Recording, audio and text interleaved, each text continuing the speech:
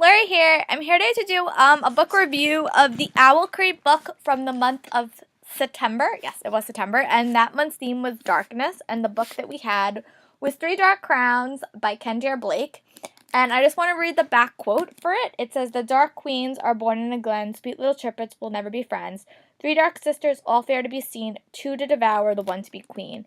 And then the quote is, "When kingdom come, there will be one." I really love this book. I gave this book 5 stars.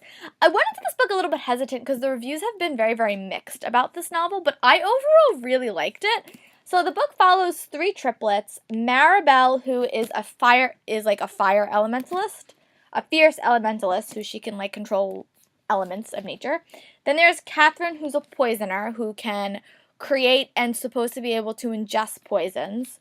And then you have Orsino, who's a naturalist, who has the ability to control the fiercest animals and stuff like that.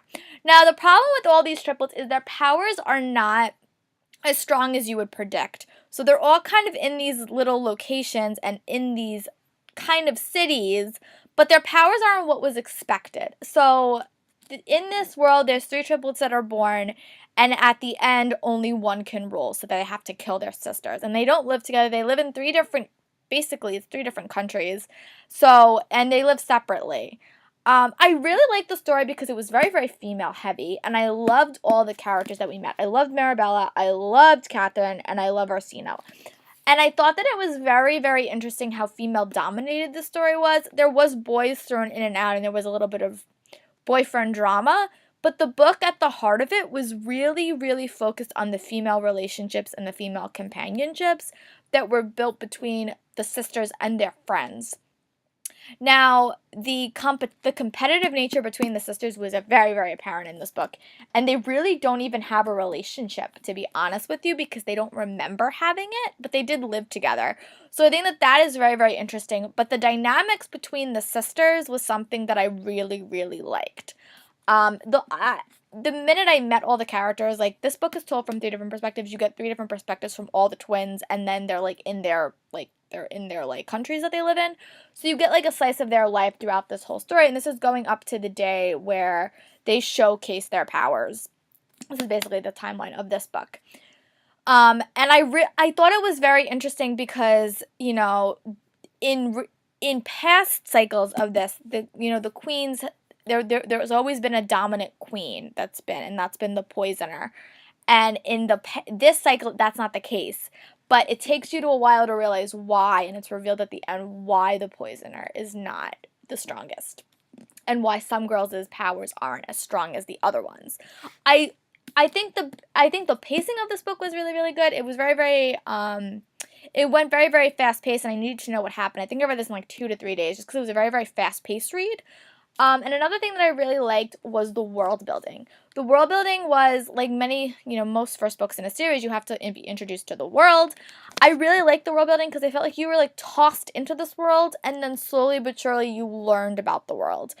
It was very different from a book like The Truth Witch, where I felt like you were thrown into this world and you really took so long for you to get information and you really were confused at points.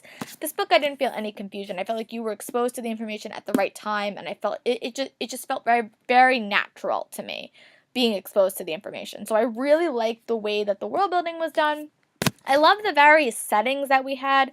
We had 3 very different settings, but I think the strongest part of this story was definitely the female relationships that were built, and I loved it because in a world, in a society like this, normally men are so in control, but every female queen had a female protector or a female role model, and I thought that, and it's not even her mother, and I thought that was just so unique and so different. I really liked it, and I was just so intrigued by that. The dynamics between the actual sisters, I hope we get into in the more books, because I want to know why, I want to know why the relationship is so strangled, but why it doesn't have to be. So I think that's something that I'm really interested in. I think the ending really turned the book on its head. So I will definitely be reading the sequel.